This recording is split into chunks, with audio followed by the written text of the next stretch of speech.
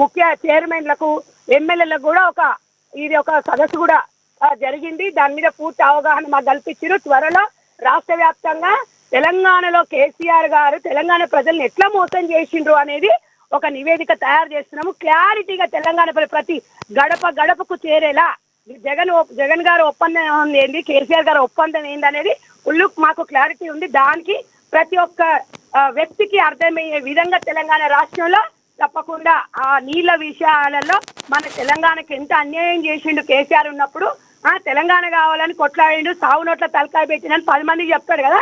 ఆ 10 మందికి ఎట్లా ఏ రకంగా చెప్పాలి, ఏ రకంగా చెప్తే ప్రజలకు అర్థమైతే విధంగా అదే ఇక్కడ జరుగుతుంది.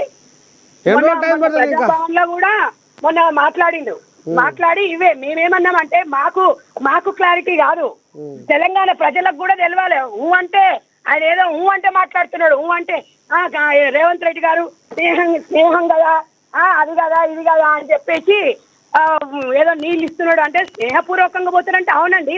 కేసీఆర్ గారు మరి చంద్రబాబు దగ్గర పనిచేయలేదా, లేకపోతే ఎన్టీ రామారావు దగ్గర పనిచేయలేదా కేసీఆర్? సోనియా గాంధీ గారు కాళ్ళ దగ్గర ఉండలేదా, పోయి మొక్కలేదా? కాంగ్రెస్ పార్టీలో లేదా? వీళ్ళందరూ ఎక్కడి నుంచి వచ్చారు అంటే చరిత్ర మర్చిపోతారా? ఎప్పుడైనా ఎంత ఎత్తుకెదినా కూడా చరిత్ర మనం మర్చిపోవద్దు, అదొక్కటి గుర్తు పెట్టుకోవాలి. అంటే రేవంత్ రెడ్డి గారు డౌన్ అండి. ప్రతి విషయాన్ని 10 మందికి తెలిసే విధంగా ఒకటి ఏకపక్షంగా నిర్ణయాలు తీసుకునేది కేసీఆర్ కి మాత్రమే దక్కుతుంది. కాంగ్రెస్ పార్టీలు అట్లా ఉండదు. ఏ విషయం ఉన్నా 10 మంది కలిసి అనుభవజ్ఞులతోని 10 మందితోని చర్చించుకొని ఎవరికి నష్టం జరగకూడదని మాట్లాడుకున్నంత మాత్రాన ఇక్కడ ఏం నష్టం జరిగింది ఒక మాట మీరు చెప్పండి. మీకేం ప్రాబ్లం అవుతుంది? మీలాగా కాదు కదా, తెలంగాణ ప్రజలను మోసం మేము చేయలేదు. మేము తెలంగాణ ప్రజలను మోసం చేస్తున్నాము, ఇక్కడ నిధులు మొత్తం తీసుకుపోయి ఇస్తున్నాం అంటే ఆడ ఉన్నదే ఉంది. సంకనాకిచ్చిపోయిన తర్వాత రూపాయి కూడా లేదా తీసుకుపోయి ఓర్కిచ్చి వస్తున్నాము. ఏం మాట్లాడుతున్నారు? ఇలా 10 ఏళ్ళు మీరు అధికారంలోకి వస్తే కోట్ల రూపాయలు సంపాదించుకురు, కుటుంబం మొత్తం అందికక్కులాగా దోసుకురు. ఇదే రాహుల్ గాంధీ గారు రాజీవ్ గాంధీ పీరియడ్ నుంచి ఇందిరా మామాయం నుంచి వాళ్ళకు ఒక సొంతం ఇల్లు కూడా లేదు. ఏ రాష్ట్ర ముఖ్యమంత్రి తీసుకుపోయి 10 రూపాయలు ఇస్తుందని ఏం చెయ్యాలి?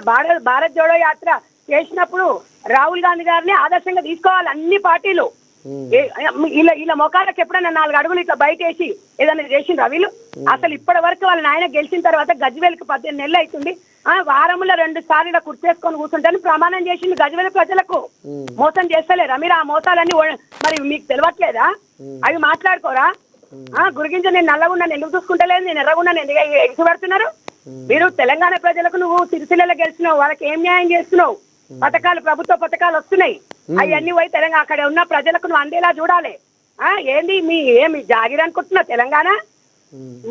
మామూలుగా ఉండదుగా, ఇష్టం వచ్చినట్టుగా మళ్ళీ నువ్వేదో సెంటిమెంట్ రాజకీయాలు చేసి తెలంగాణ ఆంధ్ర అని సెంటిమెంట్ రాజకీయాలు చేసి ప్రజలు రెచ్చగొట్టేవాడు ఊరుకోడు.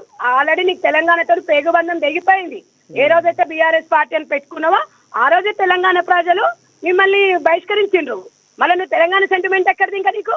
నువ్వు నిజంగా తెలంగాణ వాదివి, నిజంగా తెలంగాణ కోసం సాగు నోట్ల తలకాయ పెట్టిన వాళ్ళు, తెలంగాణ పిల్లల కోసం, తెలంగాణ నీళ్లు నియామకాల కోసం మీ పార్టీ పుట్టినప్పుడు మీ పార్టీని అట్లనే పెట్టుకోవాల్సింది. జాతీయ పార్టీకి ఎందుకు చెప్పుకున్నారు మీరు? ఎందుకు చెప్పుకున్నారు? మళ్ళీ మీరు మమ్మల్ని ప్రశ్నిస్తున్నారా కాంగ్రెస్ పార్టీని? కాంగ్రెస్ పార్టీ ప్రజల పార్టీ. అది ప్రజలు ఏ నిర్ణయం తీసుకుంటే ఆ నిర్ణయం అనుకూలంగానే మేము పోతాం. ఒకటి గుర్తుపెట్టుకోండి. సరే.